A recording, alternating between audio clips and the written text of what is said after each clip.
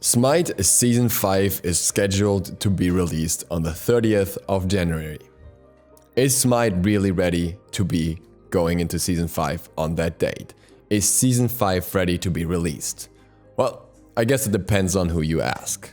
I've had some conversation, some discussion with quite a few different people over the last few days. Some people that are working at Hire, some people that are somehow active in the scene, either with a team or, for example, theory crafters, all different kinds of people. And I wanted to, get a bit of a feel of how the community feels at the moment. I made a tweet about that as well and everything. And I will give you my verdict of what I've seen so far. In order to do that, we need to look at what has been happening since Season 5 was announced, how things developed, and where we are now. Season 5 PTS went live on the 18th of January.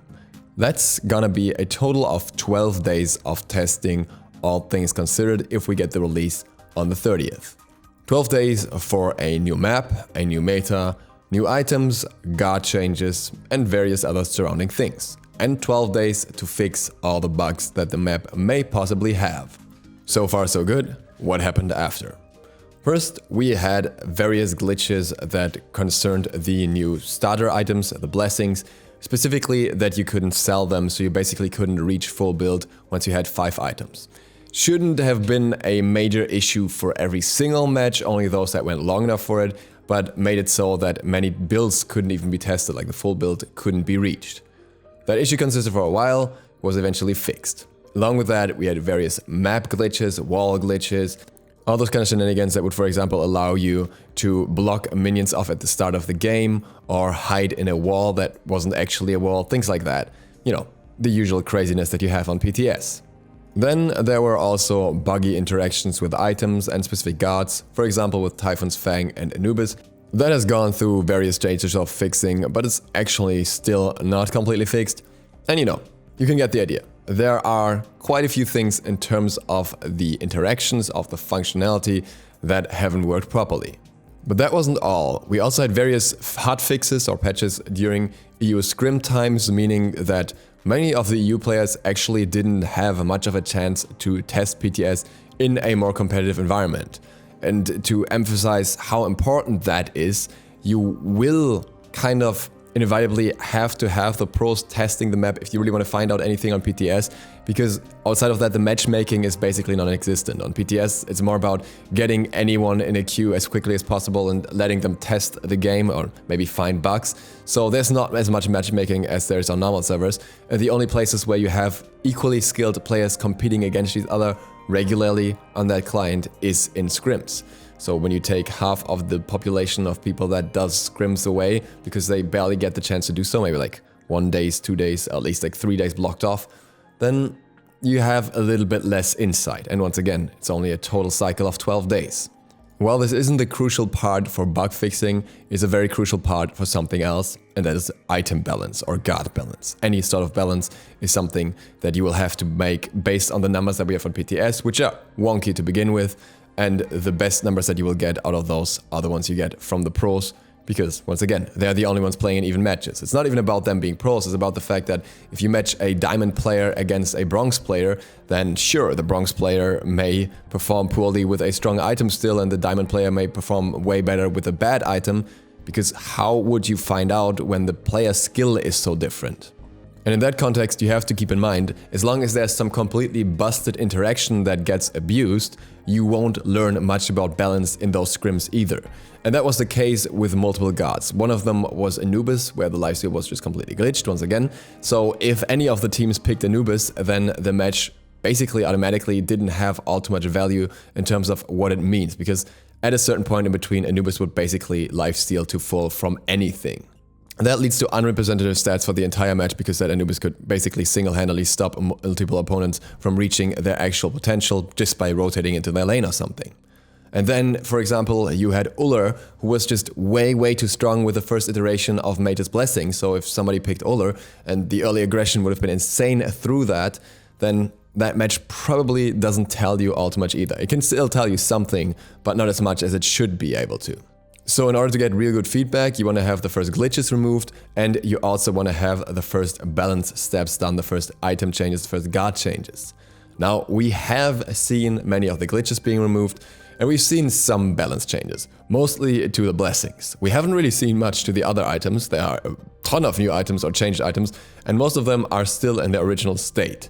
I discussed some of them here. I discussed, for example, the new Warlock Staff or Deathbringer and how they will impact the meta with their high health, high damage, insane crit potential, whichever. You can watch the videos for that if you want to see more about that and how strong they really are.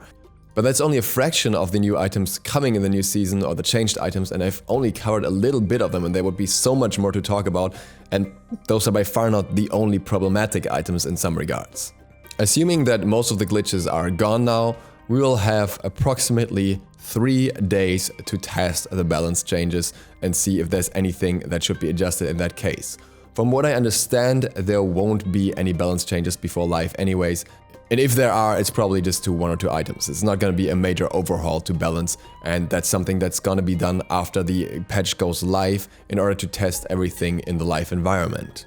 To get this out of the way, if you're a console player, I can understand that you're looking forward towards playing Season 5, and having the game on the live client is unfortunately the only way to do so. I wish there was an option for console players to have a PTS server as well. Unfortunately, that's not the case. So if anything was delayed, for example, you'd have to wait longer, which really sucks. Not ignoring that fact, but regardless of that fact, hear me out here. Season 5 is by many expected to be the turning point in Smite. They were unhappy with last season, with a lot of the glitches, a lot of the balance decisions, a lot of what the meta was overall, a lot of how you had to share camps and all that kind of stuff. A lot of that will be changed next season. For example, the jungler can farm on its own, and that already entirely changes the feel of the game for everyone, which I think is great, and I think that is one of the parts that will make Season 5 feel much better than Season 4. But again, for many, this is the deciding point of if they keep playing Smite or quit it, or if they pick up Smite again or leave it forever, or if they try Smite or ditch it. This is the high point for Smite. This is what everyone's been waiting for, a new Conquest map, which is still the primary game mode, and something that a lot of people are interested in, especially those that have watched some of the games after the SPL or something like that. So really, there's a lot depending on the upcoming changes and the upcoming patch. If these players get a bad impression of how Smite feels, they will probably leave it and not come back. Some of them will quit Smite for good, say, hey, I've had my hopes and I've had my issues with the bugs for long enough, but now that this didn't get changed enough for me, I'm gonna quit. I've had my issues with the balance for long enough and I'm gonna quit, all that kind of stuff. Some may be disappointed but still stay for a while to see how things develop, but often the first impression is what counts. So from my perspective, it is absolutely crucial that the first impression for Season 5 is the absolute best possible. Hires are confident that the current state of the PTS is good and that it will be ready for release. They will work hard to make it the best game possible at that point.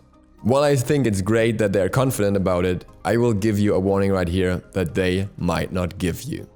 And this goes especially for newer players. If you have friends that pick up the game again after a while, please, for the sake of having a chance to get them into the game and actually experience the good side of Smite, tell them. Inform them about this beforehand so they're mentally prepared for what's gonna happen with Season 5 when they try out the game for the first time, just so they don't run away immediately. We are very likely to end up in a heavy burst meta where certain guards are way too strong and are basically impossible to kill unless you're playing one of those very strong characters yourself. Certain items heavily favor some guards over others, and certain builds will be absolutely unfun to play against. You can easily get bursted down way too quickly if you don't invest into the right items, and it can be super frustrating, especially for players from other MOBAs where the time to kill is much longer, especially thinking of League of Legends or Dota here. But maybe even those switching over from Paragon.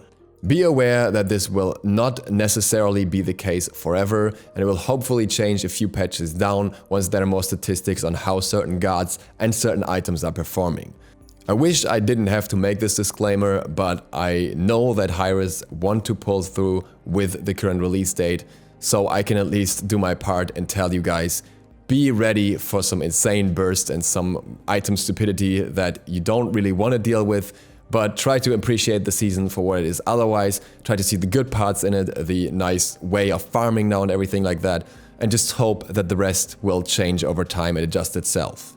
Or join the madness and build Deathbringer on everyone.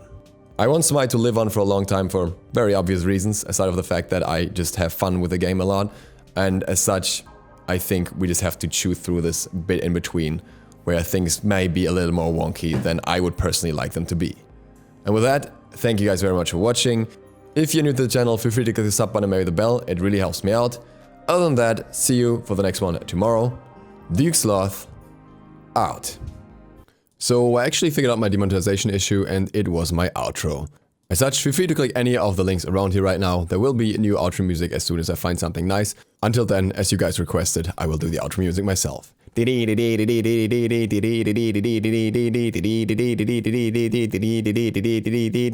You're welcome.